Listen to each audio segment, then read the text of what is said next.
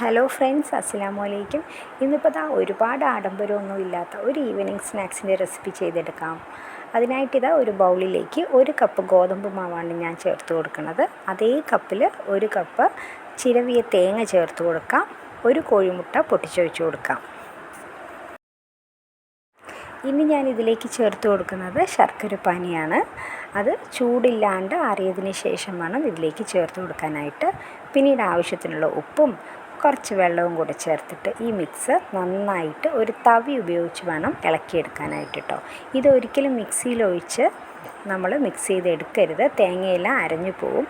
അതുകൊണ്ട് ഒരു തവി ഉപയോഗിച്ചിട്ട് ക്ലോക്ക് വൈസിൽ നന്നായിട്ടൊന്ന് മിക്സാക്കി എടുക്കണം.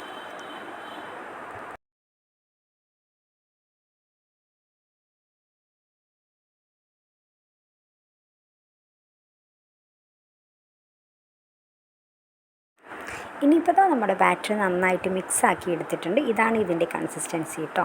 ഇനിയിപ്പോൾ ഒന്നും നോക്കാനില്ല, ചൂടായ കടായിലേക്ക് കുറച്ച് വെളിച്ചെണ്ണയോ സൺഫ്ലവർ ഓയിലോ എങ്കിൽ ബട്ടറോ ചേർത്തതിന് ശേഷം കുറച്ചായിട്ട് ഈ ബാറ്റർ ചേർത്ത് കൊടുത്തിട്ട് നമുക്കിങ്ങനെ ചുട്ടെടുക്കാം.